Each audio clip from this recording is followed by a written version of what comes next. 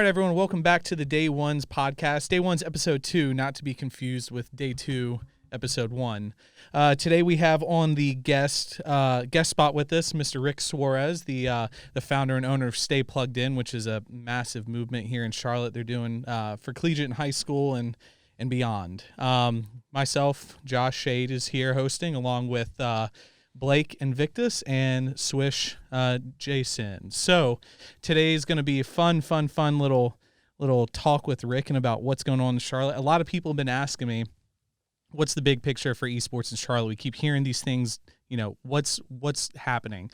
So I said, you know what, instead of me trying to fumble through and answer all these questions, I'm going to bring Rick on and he can tell, we'll talk a little bit about his background and about where his vision for esports in Charlotte is going. So Rick, thank you so much for joining us today. Thank you for having me. Yeah, not a problem. So let's jump into it and let's ask, everyone's probably wondering, what is your background? How did you come to getting into esports?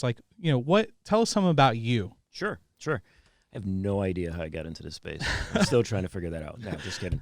I come from a big traditional sports background. Played baseball my whole life, played collegiately. I've got 3 children. My oldest son is played baseball through high school, got into college on a scholarship for baseball as well, but really got into gaming quite a bit. And that caused a little bit of friction in the home in terms of, hey, you're showing a lot of passion on this. You could probably be outside shooting baskets or throwing the ball around or something like that. So rather than constantly have that argument, I decided, let me go ahead and research this space a little bit better. So over the last 3 years, I just dove literally full in. Yeah. Started talking to a lot of people that are knowledgeable in the esports space, going to a number of conferences throughout the country, et cetera. And what I realized, I think what sent me over the top, I went to DreamHack in Atlanta last year. Yeah. We were there. We were there last year, yes. There you go. I was that guy sitting around just kind of in awe, watching everything be put together. But I saw the passion in it, 25,000 people strong, and literally everybody there was just so into it. Something like I had not really experienced before in a sporting environment. So I said, there's got to be something here that we could help the city of Charlotte with. I'm sure I wasn't the only parent, and I'm not the only parent that's kind of gone through this or is currently going through this. And again, coming from that traditional sports background, one of the things I've always tried to help from a coaching side of things is kids matriculate into that next level. So potentially getting into college via scholarships for baseball, for example, or even looking at a career path in baseball, which is incredibly difficult. So here in the city of Charlotte, what we are doing with Stay Plugged In is we're looking at that pathway, if you will, for that middle and high school, that amateur player, and looking at what their potential career paths could be utilizing esports. So our first goal and our first objective is identifying gamers. Because esports and gaming are 2 different things. Oh, yeah. I think a lot of people can confuse that. I'm a gamer. I play Call of Duty. If I played against someone in the esports level against Call of Duty, my game would take 2 seconds and I'd be done. So there are a lot of gamers out there, but then you've got some kids that are pretty dang good. Yeah. So getting those kids noticed by a variety of different colleges throughout the country. That's goal number 1. Secondarily, and probably just equally as important to that, is educating parents, just like myself. Yeah. Really letting them understand, hey, your kid's pretty talented, right? Let them spend a little bit of time. If they were really good at football, you'd probably have no issue sending them to a football camp, letting them go in the backyard, throw the ball around even more, practice nonstop, et cetera. It's no real big difference, quite frankly. And I think that's where the disconnect is for a lot of parents. So that's kind of just equally as important as trying to find that pathway for that amateur gamer / competitive esports player. So in traditional sports, there's a number of locations throughout the country where people literally go to play in front of recruiting eyes. And collectively, it just makes sense because obviously from a college perspective, you got a gathering of 100 or 200 college coaches that can come in and start to pick and choose some of the better baseball players in the country to fill their program roster spots. So here in Charlotte, that's what I want to do. Yeah. I want to build a facility that's in line with getting kids in here at a national level, get recruiters in here to be able to put their eyeballs on them, be able to interview them, talk to them, see what they're getting on campus, because I think that's critical. It's not just about the data. Yeah.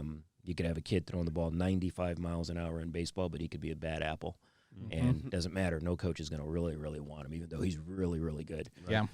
Same in esports. That toxicity How does a player handle wins? How does a player handle losses? What is their strategy? All those little nuances that you don't get just from a data sheet, but you can get by seeing them compete in person. And to touch on that, I want to be very clear with people because I had a post the other day that took off. I mean, it was like massively, everyone was talking about it. And it had to do with toxicity in esports. And a lot of people were like defending it. And I was like, well, you guys are getting competitiveness and toxicity mixed up. Correct. Yep. Michael Jordan was competitive. He wasn't toxic. There's a huge difference. You can play mind games. You can, say things to get in people's head, but if you continue to push that and you say things that are, digging at a person's character and stuff, that's toxicity, people. We're not talking about just banter in games and stuff. People need to understand there's a line drawn there. Well, no doubt. And to your point, you can go in any traditional sport, and there's a few catchphrases that just can't be said, period, or you're kicked out of the game. Exactly. So once you cross that line, you're done. See ya. Esports doesn't have that right now, obviously. But hopefully, foundationally, that's something that can be built into what we're trying to create. Yeah. Show those younger gamers, this is how you do it. Yeah. You can be competitive, and we want you to be competitive, but there is that fine line that you don't want to cross. And it's easier just because you're online. So I think one of the practical applications when we bring people in person together, you and I face-to-face competing is a lot different than you in your basement, me in my room or whatever, competing that way. Some of the things that can be said in person wouldn't be said, right? Oh, yeah. So that's I think, a critical component of trying to get people to come together here in the city of Charlotte to do this. But go ahead. Can you touch a little bit on, I don't want to backtrack too far for too long, but you mentioned DreamHack. I'm curious of what led you to go to the actual event, because this is something that my brother and I are very familiar with. Our home was very academic focused. Mom was very successful academically at a young age and moved out and did all that, so she saw that route for us. She did not look very highly on what you would call gaming, because esports wasn't really a thing when we were coming up. It was just starting with, we got into Halo, right? And the MLG, that was kind of the big first example that reached sort of a national sort of audience. Right. She has now come full circle. She lives in Florida with my sister, who works for Disney. And there is a big esports hub down there. You got the Florida Mutineers in COD, and I believe they're working on an esports arena or something down there. Full Sail. Full Sail has a new and what is it called? Something with an A. Anyway, but they've got a brand new, beautiful arena up there. There's the Misfits down there too. Right. Yep. Yeah. So Florida's popping with esports, and so she's been able to see that firsthand. And she has come back to us and been like, guys, I didn't know it was like this, and we're like, yeah. There's a lot of money in this, and this is taking off. Yep. And so now she's come full circle. She's all on board. She wants us to update her on what's going on here. Sure. And so just kind of touch on, I guess, your conversation with your son that got you to, I guess, DreamHack and where you are now. Yeah. For me, and I think for most parents, we look at gaming, or I used to, as there's no way you're going to make money in this. There's no real career path in this. So this is really, truly a waste of time, because it's taking your time and energy and focus away from other things that you could be looking at that maybe it'll get you more active physically, maybe will get you more along your career path, etc. What I didn't know was that the career paths that are created through esports are so much greater than any other traditional sport. And I'll backtrack to that in just a moment. But to answer your question, so my thought process in going to DreamHack was to see, how is this a fad? Right? Is this a fad? Is this something that's going to die out? How many people are actually going to go to this? Let me go check it out. Let me see what this production looks like. Is it a little nerd convention? It is, exactly. No, literally. Who's here? And that's when really, again, my eyes were wide open. And one of the reasons why, I'm literally sitting in the lobby. I have a different job as well, and taking calls on a Friday afternoon. And it's pouring rain, and I see these guys coming in, all types of competitors, guys and girls, walking through the doors with their towers underneath their hand, because it was a bring your own computer event as well. What really sold me, in this pouring rain, you also had a multiple people coming in with their gaming chairs on top of that. Just one hand, tower here, gaming chair in the other. Just, I'm holding the door open for them. And then obviously once I go into the event, and it's through the roof. It's quite an entrance. Yeah, it's just awesome. It's just, there's no real description to it unless you can go there. I guess the closest thing I've ever seen to it, and I've been to baseball games, I've been to football games, I've been to the Final Four for college. That atmosphere is pretty intense. Wow. Recently went to Germany for a soccer match, and I think that's probably the most passionate and intense crowd you could potentially be in, period. Oh, yeah. They're infinitely over the top about soccer. That's how DreamHack was. Yeah, you were there for the Smite World Championships then, because that was Friday. That was at the end of the high res, and where it was packed down there. Yep. Because I remember there was a guy who I followed for like probably 8-9 years, and he never won a world championship, and this is the one he won it at. Yeah. And they said it was electrifying in there with the energy that was going on. It was insane. Again, I can't describe it any other fashion than, if you watch pro soccer and you watch some of the stadiums and what they do there, it was very similar in terms of the passion behind it. Mm-hmm. And that's what sold me on it's not a fad, it's not going away. And then statistically, if you look at the collegiate scene, which is really where I'm heavily involved, the explosive growth over the last 3 years has just been insane. And I think with COVID-19, a number of schools realize that tuition drives revenue. Mm-hmm. And there are so many people that will go in just to join a club, try to get into the varsity team for esports, which there's well over 200 of them. Will continue to drive those tuition dollars forward. And the expense for the colleges is very negligible versus other sports. So in this time, I think you'll see that explosive growth continue to happen. But kind of circling back when what I was talking about from a career path and kind of monetizing, how do you make money on this if you're a player? Most players are not going to go pro. You guys know that. You guys play a ton. You're around the Charlotte Phoenix here, which is a pro team. Sorry, Jason. It is incredible. Just like any other sport. Your time, bro. Last week, I just had to realize Halo's not going to happen. Hang it up. Hang it up. I'm still trying to go pro at Call of Duty, and look at me. But that being said, what most of these colleges are doing for the students that come in, they're doing things just like this. They're creating content. They're doing video editing. They're producing. They're casting.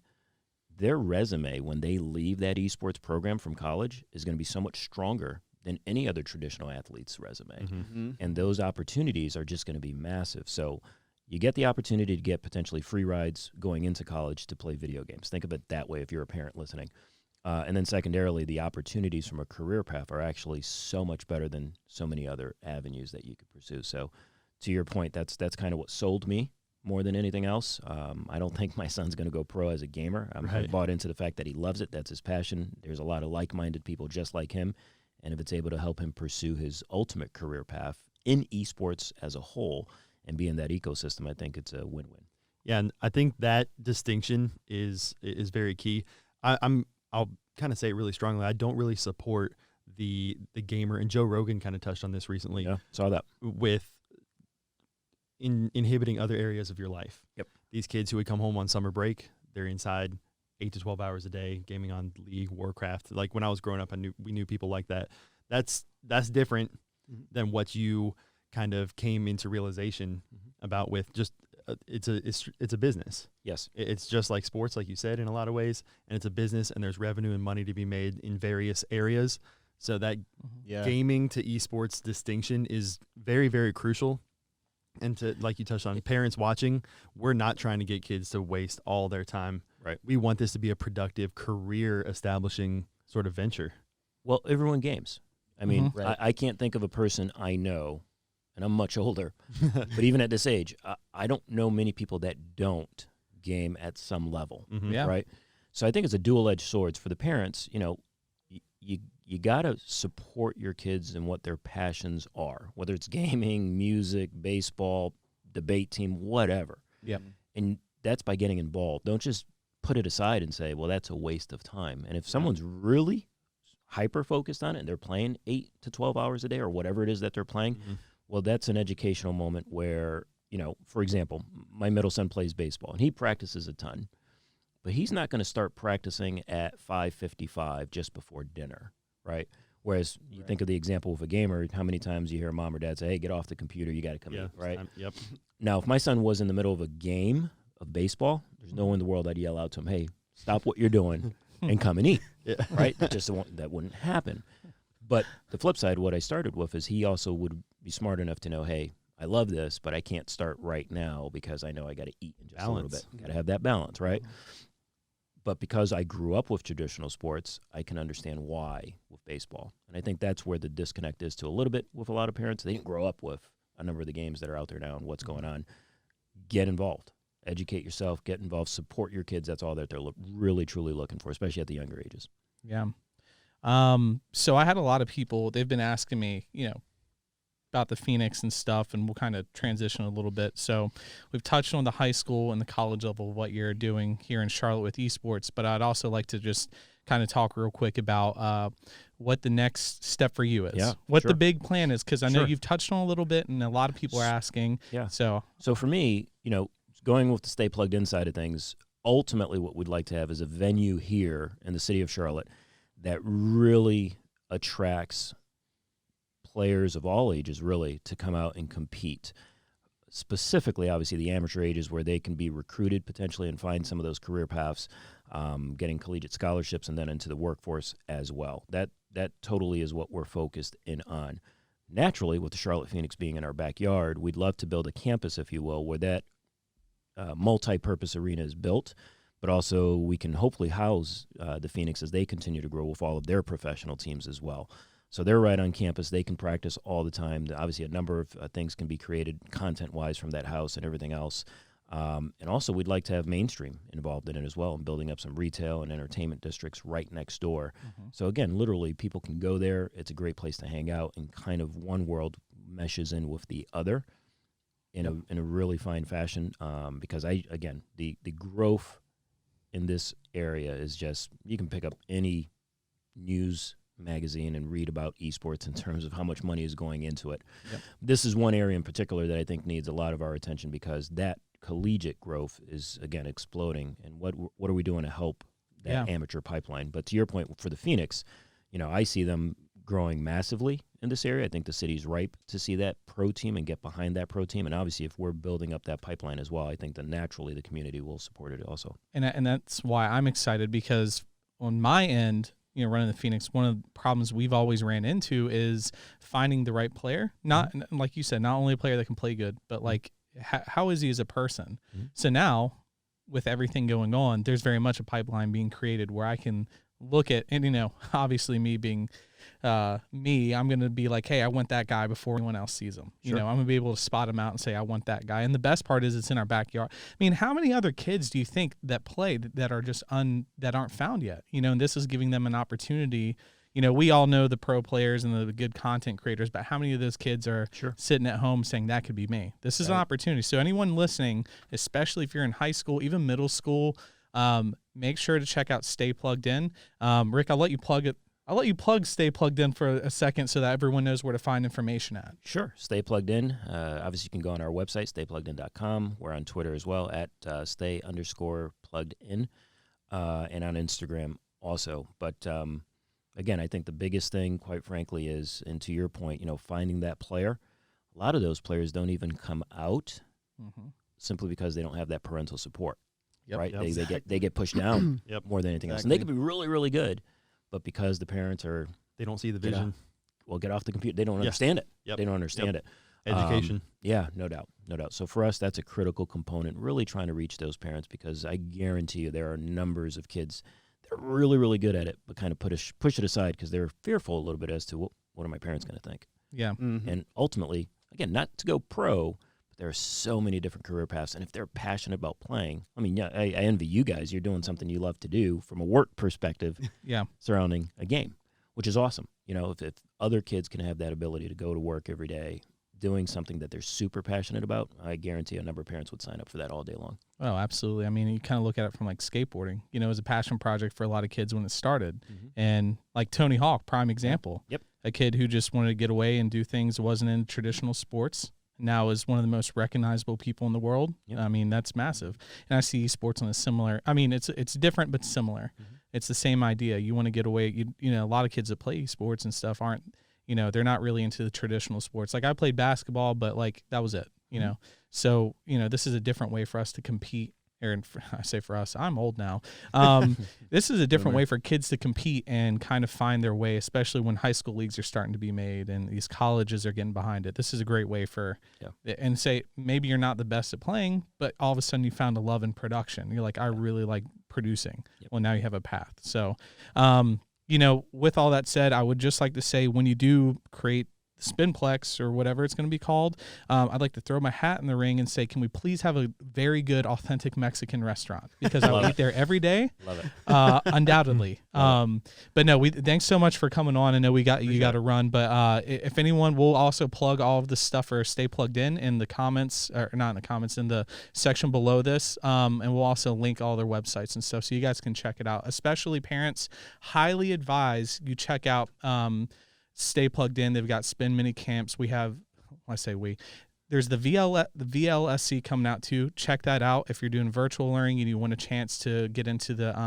esports STEM, it's a great way to go. So we'll link all that. Rick, thanks so much for stopping by. We appreciate it. My pleasure. Appreciate you guys doing this, and continued success with the show. Love it. Okay. I'm not going to kick you out, but hey, don't let the door hit you on the way out. I'm out. All right, guys. Thank you, Rick. So we are going to jump right into the next part. Jaden, close the door. So Rick doesn't hear the rest of it. No. It just let's makes kind of, I guess, just from our perspective, like you were wanting to, let's kind of get our take on some of that. Yeah, absolutely. So, this is the part now where we're going to break down where we just talked with Rick about everything. And, we talked much more about the spin and what that means for high school students, which if I was in high school and saw a program like this, I'd be all over it. I wish I had that when I was that age. Yeah, this wasn't around. I mean, if I had a place that could teach me video editing, producing events, and can get me, playing games and knowing the type of people that are there, like in the space, like the social interaction, I would have been sold. And my parents would have been sold. My parents would have been all about it. But because it would have been more of a legit thing. It will be more of a legit thing. I got called a boomer the other day, so I just called you one old. on this podcast when you said I'm old now. I don't know if you heard acting like one. No, I actually had a kid in Age is a chat, mindset, bro. and no, I was actually probably Reed, wasn't it? This is the worst. No, I was actually. So just so everyone knows, I like to go to Twitch during the day and just check out small streamers and drop a follow and show some support. I went and dropped a follow to this probably 14 or 15-year-old kid, and I think we were talking about Rogue Company, and somehow he saw Juicy Josh 1989 because that's my. He's like, oh my gosh, this guy's a boomer. I'm like, you do not understand the generational. I was like, boomers call us millennials, and I guess what are they called? The Gen Z. The Gen Zs are calling me boomer. I'm like, yeah, you guys are completely. Well, that's one of the most overused words on Twitch. That and simp. Boomer and simp. So you're going to hear that if you're in your chat. Do what? Who's the simps in your chat? There's quite a bit of them. You don't want me listening to them all off. We'll be here all day. Invictus's simp army. They all hate Gray, though. So they all come together for a common goal. The Invictus simps. Memeing Gray all day. They all hate Gray, yeah. They meme him so much it spills over into my Discord. And I'm like, guys, I'm not even a part of this. But yeah, going back to like Stay Plugged In. So the great thing for the Phoenix and what that means for us is, why we love having a house here in Tabris. It's a great co-working space. I advise any startup to come check it out. Give it a look around. It means that, we're going to be housed somewhere else, and we will have state-of-the-art facilities for our players, and they'll be able to potentially live, on campus. I mean, I say on campus, it makes it sound almost like a college. Yep. Yeah, I mean, what you're working, you're playing video games, during the day, which is your work. You get off, there's retail there, there's places to eat, and your house your apartment right there. Like, sign me up. I would do that. It's kind of like the ESPN Center down in Orlando right now. Yeah. The bubble that the players are in. I know it's because of COVID, they're all kind of staying there, but realistically, they could do something like that. Yeah, I mean, be able to stay on site. It's funny because we see a lot of orgs that are doing like their team houses, and which is cool. Don't get me wrong, team houses and new headquarters. And I'm like, yeah, just wait for when this all takes off, though, which will be soon. Just so everyone knows, it'll be very soon. I mean, it's really just been the past like 3 to 4 years that this is just like straight up taken off. Like 5 years ago, you look at esports and it was nothing. It was like Jason touched on earlier, the stereotype of just gaming, which was like World of Warcraft in your basement, like 8 to 12 hours a day. It's still World of Warcraft in my basement. I mean, yeah. I literally was about to play it last night, and I was like, I can't bring myself to do it. I was like, it's either Fall Guys or Rocket League. That's usually what it comes to now. But anyways, yeah. So, with that said, Rick is, a great guy. He's got a great mind for esports. He's very much heavily invested in the high school, college level, which is great because, like I said, it funnels for us. And who knows, maybe there's content creators we find from this too. I mean, how many, like I was thinking about how many kids are out there that, are like trying to be content, but like I guarantee I could go through Twitch, pull up every category and find at least 2 to 3 people that have under 5 viewers that could easily be someone that could be over 100 viewers. It gives them a platform. That's my bash on Twitch is Twitch doesn't do a good job of promoting or giving the smaller guys a chance. It's just you pull up the homepage and it's all like 1,000 viewer streamers and stuff, and there's no platform or no chance for these lower level streamers. The algorithm is not built for us. Exactly. If you're not part of the good old boys group, good luck. Nothing against like Tim the Tap Man. Oh yeah, Doc, no, they're great.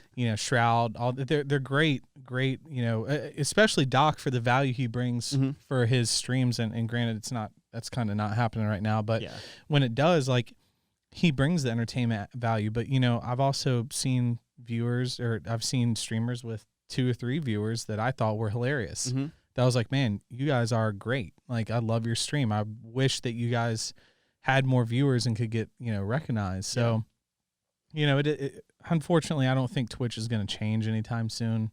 Probably not. But they're so everywhere that I'm just like, I gave up. But the good news is, at least, like, in the Charlotte family, we've got a good group of content creators and viewers and people that are like diehards, simps for you. Anyway, so... Let's shelf the high school college talk and let's talk fun stuff. Let's talk Apex Season 6, baby. Yeah, so I haven't actually played Season 6 because of all the videos that came out and people that are upset or whatever. Don't pay attention to opinions. Yeah. They're all opinions. Yeah, that's what the Halo community has been saying for how long now? We're talking about Apex right now. But let's talk about it. I know it dropped, and it was like a bomb drop, basically, on the Apex scene. What do you guys see? Like, because you guys play that game a lot more than I do. There were map changes on World's Edge, and so the maps, Kings Canyon and World's Edge, are going to cycle, I believe, weekly. So you'll play each one for 7 days straight, and then it'll flip. You'll stay on that one. Map changes I've heard were good. People actually like it. It takes away certain choke points and high vantage points. So it kind of balances the map out in terms of creating fun areas to fight, balanced areas. The biggest complaints that I'm hearing are the weapons. And then some people don't like that all shields are now Evo shields. And shield numbers or shield amounts and values were knocked down by 25 points. Yeah. So your red Evos are now just 4 bars and so on down the line. I agree only with, I don't know, I was okay about the Evo thing. I think the Evos need to go back up in value. Yes. Leave the shields the same. But certain weapons are, I believe, as everyone likes to say, they're broken. I think they tried to balance all the weapons by making them all good. Yeah. And they're all too usable, I think. So make some weapons tough to use, and that's where you create skill gap. Even Chase was hitting with the Mozambique last night. Like when that's hitting, that's when you know it's like, okay, when you're slapping with a beak, then something's wrong. So the devotion is now back to floor loot. Is it? Yeah, so it's out of the crates, and you can pick up the devotion turbo again, which that gun has never been balanced. No. And that's why it made a great, I love it, crate gun. People like it, but now everyone's carrying one. Yeah.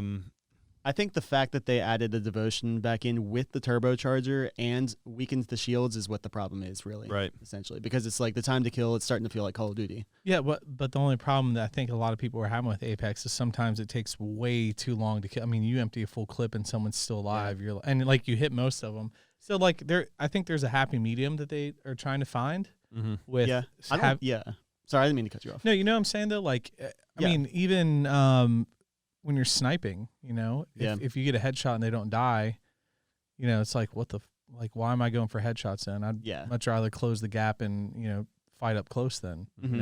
So I think they're just trying to find that medium, and obviously game developers, like, they're not going to hit their mark first every time. It'd be great, but they're not going to. So I mean, I say just give it a couple weeks for everyone who's playing Apex. Give it a couple weeks. I'm sure they're listening. I'm sure, trust me, game developers, for the most part, especially in games like Apex, I've seen like they try to fix things. They tweeted out yesterday. They're already 3 days in. So this is actually the great news. 3 days in, developers already gave a list of the stuff they're going to work on. Not just that, they already had an update last night when I played, and so there you go. It lessened the amount of like gold, basically helmets, bags, bags, and knockdown shields. Yeah, res shields. And they lowered the why am I struggling with my words right now? Lowered the potential to find a devotion on the ground. Drop chance. Thank you. I haven't had my coffee yet. Wow. It's the traffic, dude. The traffic, man. People can't drive in the rain. Traffic. I can't figure out why. For my chapstick. So we'll just ignore that. You know what that was from, don't you? No, I don't. Malibu's Most Wanted. When he's like, I'm going to freestyle y'all. Mm-mm. You never seen it? No. Oh, man. You guys have never seen No. it? Oh, you guys remember Jamie Kennedy? He was a comedian, did like skits and stuff like when we were like in high school. Oh, you really are a boomer. How old are you? How old are you? Josh and I are the same age, but you can tell the difference in mental state. So I'm 28. I live in the 90s, man. My brain stayed there. I'm fine with the 90s. A great time. 90s were great. But yeah, Apex is. It's unheard of. I think we have a good outlook here because it's unheard of. I think for devs to, after a complete new release, like a new season, to start updating in 3 days after. Yeah, the devs are fantastic for this game. They always have been. They're going to do a good job with it. So I think they're listening, people need to but stop complaining, because that's all people want to do. It's a complain culture where people just have an issue with a game and they just go off on Twitter. Yeah, complain culture, is that different from the cancel culture? It is, but we're bordering on some stuff we don't need to get into. Cross pollinate. Yeah. Oh no, we're about to get into it. The reason I have the next one, we're about to get into that. Did we wrap up season 6? All in all, I'm still going to give it a chance. I'm listening to the Twitter, the devs, the Twitter, Boomer. and just play it out. If you take opinions online and you take them to heart right away, that's an issue. You need to play it out. Let the devs work on it. It's like Josh said, they're trying to find a happy medium. They have to start somewhere, right? So if they didn't update the game, what do you guys do? You complain that you're playing the same game over and over. I mean, look, Halo 5 was out for 5 years. Tired of playing Halo 5 for 5 years. So they don't change the game, you complain. They do change the game, you complain. You got to start having a more open mind here. Apex Season 6 is going to be fine. The game is still... The game's not... For the people who say Apex is dead, I know you're trolling. I'm just going to go play Paper Mario.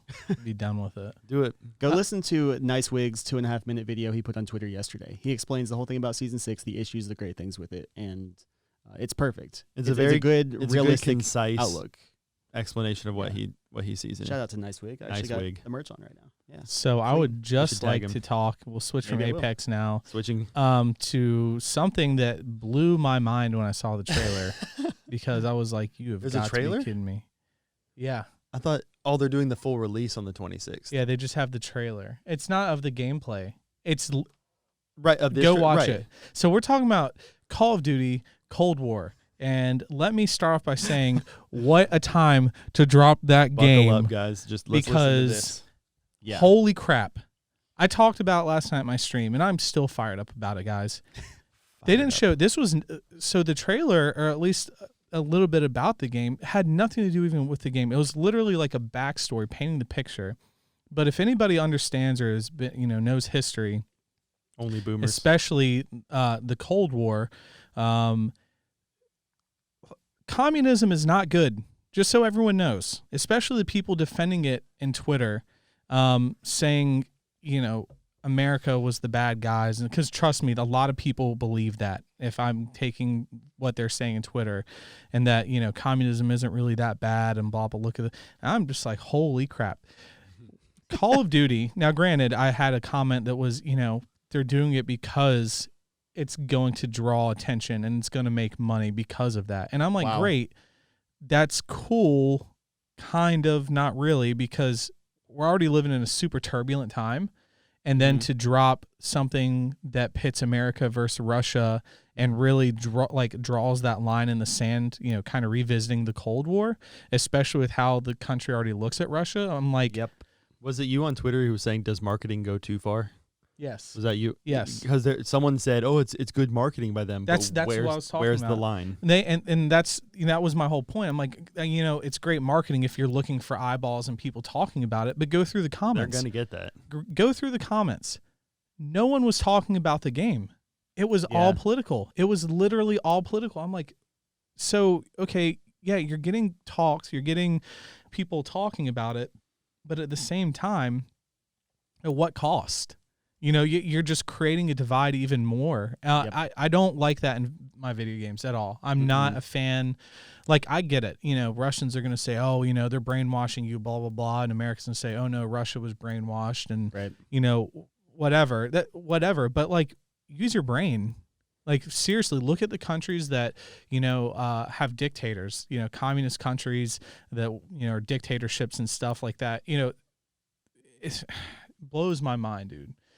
Blows my mind. So we'll just say that I think that when it comes to marketing and it comes to your game, you need to be very, very wary of what you're saying and how it's perceived, because while Call of Duty Cold War might be a fun game to play, a lot of people are going to look at it from the political side, and you're putting gaming in a space that it shouldn't have to be in. And who knows what's going to be in the story mode? Yeah, right. Oh, dude. What are they gonna Which Call of Duty was it where they shot up the airport? That was Modern a big Warfare issue. 2? And they had to change it. One of the modern. It was one of the Modern Warfare. Do you remember which one it was? That was? Black Ops. It was definitely Modern Warfare. Yeah, so for those who don't know, there was a Call of Duty. We're gonna keep it like kind of generally speaking. One of the Call of Duty, I'm pretty sure it was one of the Modern Warfares, 1 or 2. In one of the missions, you start as a Russian. Well, you're operating. You're not really. You're undercover. You're an undercover operative with a Russian group. It was Modern Warfare 2, and you're not shooting yet. It starts the scene where you're just walking slowly through the airport. It's one of those like openings to a mission. You're walking through an airport. Everything's normal going on, but you're walking with a bunch of guys in black suits. And all of a sudden, one of them makes an announcement, and in the game, you begin firing upon the civilians, and they just mow them all down. And that has recycled recently. I think one of you said it got either changed out of the game or. It's funny. I said I'm not going to touch on it a lot, but you literally went into super detail about what happened. Yep. Yeah, someone talks to the announcement, and then you just shoot everyone right in the face. But no, I mean, going back to it, like that was bad. But if you look even at Cold War and what it's doing, I mean, guys, like and like gaming is supposed to be an escape from the world, right? Reality and everything going on. I mean, gaming's been my escape my whole life. Why do you think people play Grand Theft Auto? Exactly. Oh boy. I mean, what they're doing though is making gaming political, which is going to be a problem if they take that too far. Of all the wars, they could have done the Korean War. Vietnam. They could have done the Revolutionary War. I mean, I would have loved to have been like, loading up my gun, putting in the. That would have been questionable. Why? We don't want to get too much into politics. Revolution. But some of that stuff is being looked down upon right now. Yeah. I mean, they've done the future so much, we can't do any more future stuff. I agree. I think that's they beat a dead horse with that one. That died with Infinite Warfare. It was horrible. And we can only touch World War II era so many times in so many games. Like we've seen that. Yeah, and then World War I. Look, Space Wars. Our dad's a Vietnam vet. Let's what I want. Some Vietnam. Actually, it's funny. That would be a really good one. And the reason I say that is because that was a war in which America technically lost. Yep. And it'd be cool to see how they portray that. Because like in all honesty, that was, especially being a veteran, you're told about a lot of things. Like that was the one time that being a veteran was not a good thing. People did not like that war. A lot of people did not like the people that fought in that war for no reason, other than, they're fighting a war they know nothing about. And like, look, I get it, to each his own, whatever. But like to make a video game off that, I think would have been a much better choice over Cold War. Yeah. Like 100%. That's why I'm not a game developer though, because I'd probably, what's that meme where it's like they're all sitting in like a conference room and they're looking for like suggestions, and that one guy makes a suggestion, they throw him out the window. Yeah. That would be me. Because I'd be the only one to be like, hey, let's not do that. I kind of want to do that on this podcast sometime. Well, I'm like, Josh. The only problem you'd have, though, you throw me and I just hit the metal. That would be it. We've got Jaden here to open the door. There we go. Shout out to Jaden, by the way. No, I tend to agree, but I'm gonna wait to see what it looks like. Yeah. August 26th, I said it. I mean, it could be cool if They they did said it from an they're gonna- operative standpoint, like a more sneaky type game, like a Metal Gear Solid type. Oh, like the Like like Gear spies for either side. Yeah, Metal Gear Solid is a great game. Never played. Never, I think it's on Game Pass. Maybe you it's never played Metal Gear Solid, Dude, I'm gonna be told my gaming Ooh. spectrum is very narrow. Well, that's Dude. because, like Jason touched on earlier, we grew up like gaming was not very much accepted in our household. We're catching up. So We're catching the only up. gaming time we got was spent playing Halo and sometimes Call of Duty. Yeah, So- well, I'll tell you, definitely you need to pick up, both you need to pick up Metal Gear Solid. That game is insanely fun. The story is, it's crazy, but If you get 40 retweets, I'll play it. I don't even know if it's on Steam or what. How's it would that be going, on. by the way? Have you gotten Halo downloaded to work yet? No, it still doesn't work. So He stopped trying. Yeah, I was That's what about it to was. say. I He's stopped giving up. trying because I got Fall Guys. So Shade is breaking his end of the deal. I didn't is what break we're anything. hearing. You said Shade will download it. Shade I said downloaded it. play. I No, said play. I will go back to the no. tweet. We can put it in this That's video. fine. I play it. I pull Yeah. up the main screen and I go to click play, and nothing. Hashtag Shade to Halo in the comments. When Halo We're Infinite gonna comes get out, this. I'll play You it. can I get my already chat told to you. spam no.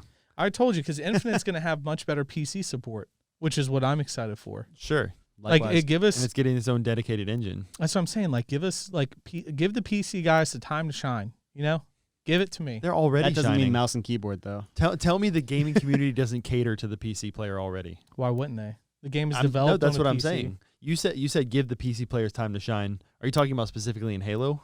Huh? Or overall? Because No, I'm PC talking players are already shining. Specifically Halo. Okay, sure, That yeah. makes more sense. Because That'll that's happen. the only game that I've downloaded where it like even going to the forums, every PC player it seems like that's on there has like an issue that's different than the Might last. be your PC, bro. I haven't had one issue with that game since I bought it on PC. But been where'd you buy it fantastic. from? Steam. I didn't. Buy it from Steam then. Xbox Game Pass. I'm not paying for it. So- You said download it. And I said Blasky and I will go halvesies on it and buy it for you. We Dude, discussed this. So should I go ahead and So get it on a- Steam, so or should ask- I try the Game Pass when I get the PC? Just get it on Steam. yeah, get on. I would not try Yeah. Game Pass. I'm being honest. Like the Game Pass, it was too much of a headache. I finally got it downloaded. The files were everywhere. It didn't work. Yeah. Re-download it. Still didn't work. Go Steam. Do you have Game Pass Ultimate? Yeah. You Is have every- to do it on PC. Right. I was about to say, is everything else working fine for you though? I don't download anything else from Game Pass because Okay. the only other games I had on my Xbox were Terra, which Yeah. is started PC, and Rocket League, which, as we know, I'm excited because I'll be able to trade most of my items from my console now to my That'll actually, trade I'm over. gonna some. I'm gonna backtrack a little bit and say I hope Apex does that because it's supposed to be cross-platform this fall. I have so many skins and stuff on Xbox, and now that I'm playing on PC, I've lost all of it. So it's like I hope they do the Rocket League model. And they let you like switch everything over. Yeah, I that want was my Apex currency that I've saved Yeah, up to get the that Battle too. Pass every yeah, season. people. That too. I will say Rocket League. That was one of the first things that doesn't transfer over. It's like well, currencies. of course, because that's how Currency, they make I'm money. fine with. I Yeah. don't even care about my stats. I just want my skins. But to be honest, I get that because I spent a lot of time when I first started playing Rocket League. It was all consoles, so all the stuff I have on there I'd like to have, but Right. a boy can only dream. Boy can only dream. So let's we're kind of getting close to that hour mark, but I'd like to Okay. touch on something that was really big that happened this past week in gaming. Tim the Tap Man getting that W. Let's go. Now people say it was rigged because Nadeshot was the person that fell before him. What? And they're playing, but Okay, it doesn't count then. yeah, Never mind. but I didn't know that. I saw today he's solo queuing to get another W. He's Okay. not playing with anyone else, but he got the W, He's and not gonna win. it brings up a good point. Like that was the perfect marketing for Fall Guys without having to pay a single dollar. Exactly. Not a single dollar. Tim the Tap Man was blowing up on socials, and it was because of the banter between Fall Guys and Tim. Yep. And it's like It was hilarious too. that type of stuff makes me proud to be a gamer and see that type of stuff. You know, Mhm. like I love when I see big names and going head to head and talking to each other. I mean, Yeah. I think it was 2 seasons ago in Rocket League when Cloud9 and G2 We're in and like we were literally tweeting back and forth between I us do remember and them that, and G2. Mm-hmm. Like I was like, holy crap, like this is cool. Like I love being in the gaming culture because like everyone memes the same. Yeah. Like, dude, that should be a line right there. That should be a shirt. Everyone memes the same. Reed, you'd buy it. Hashtag Charlotte gaming. Phoenix brand. Yeah. So, but yeah, Tim won Fall. I've been playing Fall Guys a little bit. My daughter loves it. Absolutely loves it. She actually will start playing, but then hand me the controller because she's like, you do it. She likes to watch me play it. And my wife actually really loves it. She's the reason why I got it. Have you won yet? No. I haven't either. I got to the finals. I was one of 7. I finished I was like third place. But and it was the hexagon little thing. oh, yeah. Jumping. And Yeah. that one's better than the one where you just run the race to get the crown. I'd at the rather end. run the race because in the hexagon I found that people are getting smart and purposely dropping to the bottom. dropping. Well, they're Yeah. dropping like tiles in front of you. Like they'll Oh, drop and yeah. they'll like literally. So you mean they're thinking? I was doing that. I would run across That's run across strategy. the whole thing and see a guy drop down. I'd be like, "Oh," and get in front of him and People Yeah. are noticeably getting better at that game. yeah. When you go back and play it after playing it the first couple days it was out, you go back and play it, it's like, wow, these people are actually good at this. You now. know what the best thing is though? What? When you're trying to qualify and you're right there at the end, and there's the gatekeepers that like will grab you and keep you from going in. The trolls. Oh man, I haven't been eliminated from that yet, but I've seen people be eliminated from that. And I'm like, dude, Yeah. I would be raging so I hard. mean, I've also seen people I won't trying to be hold playing someone back, Fall Guys. and then they end up eliminated because they didn't pay attention. And they, Well, there's still cheaters in Fall Guys, and Yeah. like guys, if you're cheating in Fall Guys, like Get a life. yeah, for seriously, real. get up, go outside, and walk You heard off a Rick, cliff. Play a sport. Whoa. No, I'm just kidding. Skydiving. Don't We skydive. encourage skydiving. So I want to James spin. is shaking his head like, "Yep, I want to spin a question off of Fall Guys because it's kind of like everyone's secondary game now yeah." that you're seeing. I want to go even further of an outlier and ask you guys what is a far outlying, maybe like an old game or something that no one's streaming that you would want to stream. And my example is there is this guy on TikTok. His name is Aaron Chiz, and he streams. And I'm going to. This is my answer. He streams Backyard Baseball. So Did you ever a play? game that I would stream that And no here's- one would watch. Well, depends on your platform. If you work hard, I'm saying it would be like your secondary game. Like, So a game that I would love to play and stream, but unfortunately, like is not going to hold a lot of viewers initially. But let's say you I've got my answer. you build What's you build a great following, like Blake with his Simp Hold on. Army. 3D Space Cadet Pinball. Yeah, there you go. Windows. That's a great example Definitely of gonna what stream I'm that. talking about. OG Backyard Baseball, Pablo Sanchez Josh's face batting right in the 3-hole. Got Ahmed Khan and cleanup. Don't sleep on Amir Khan, by the way. My one game that I would play that no one would probably tune into, but I would have a lot of fun playing. Don't assume this negatively. No, I know Because this would also be something you would highly enjoy. Yeah. And it like takes the pressure off of like having to perform well. Hold on, I gotta remember because this is a throwback to Dreamcast, I believe. Oh, wow. Yeah. And I'm pretty sure I know the name, but I want to get it right.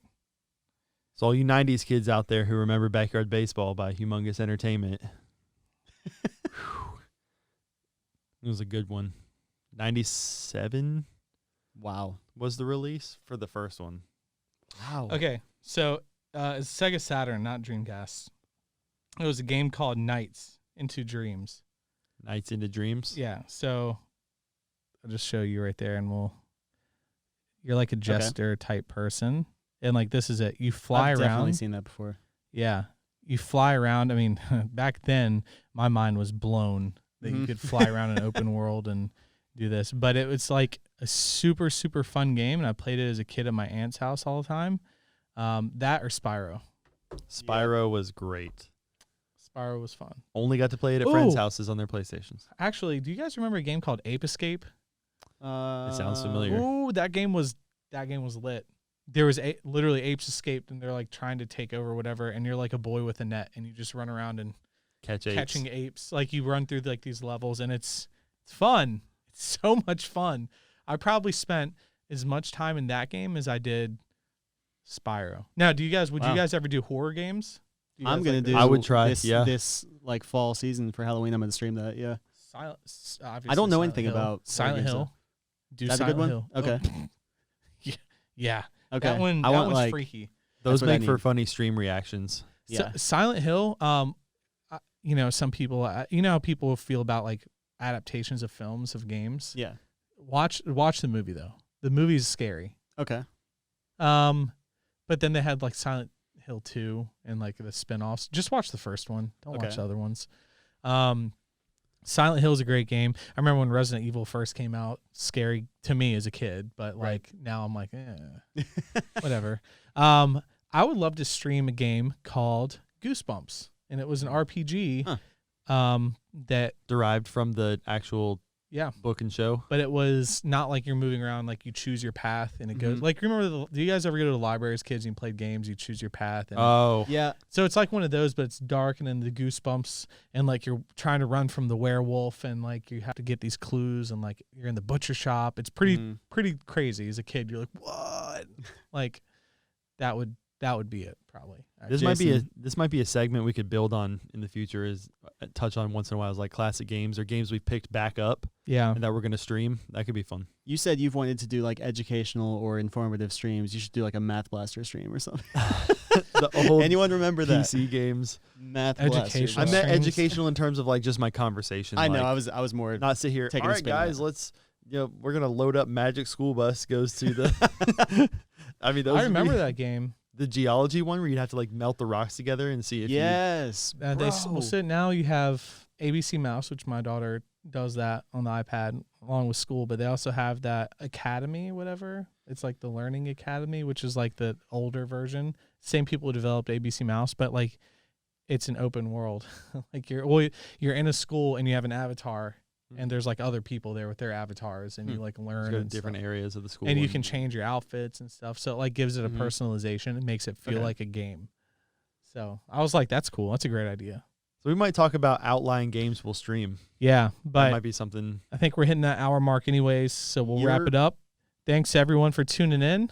We really appreciate you guys watching it and supporting. Whoever gave us the 5 likes on the last video, dislikes. Yeah, the dislikes. You can go skydiving. I bet it was those chaotic sports. You can go skydiving. You can go skydiving without a parachute. But no, thanks to everyone else for for tuning in. We'd like to thank Rick again for coming by and talking with us. But if anybody needs any, has any questions or any ideas for topics, feel free to send it. Still gonna send it. Just send it to us on Twitter. You can find me at CLT Shade on Twitter. You want to plug your Twitter, Instagram at Invictus CLT. Twitter and Instagram CLT_Swish. Yep. So thank you guys for tuning in.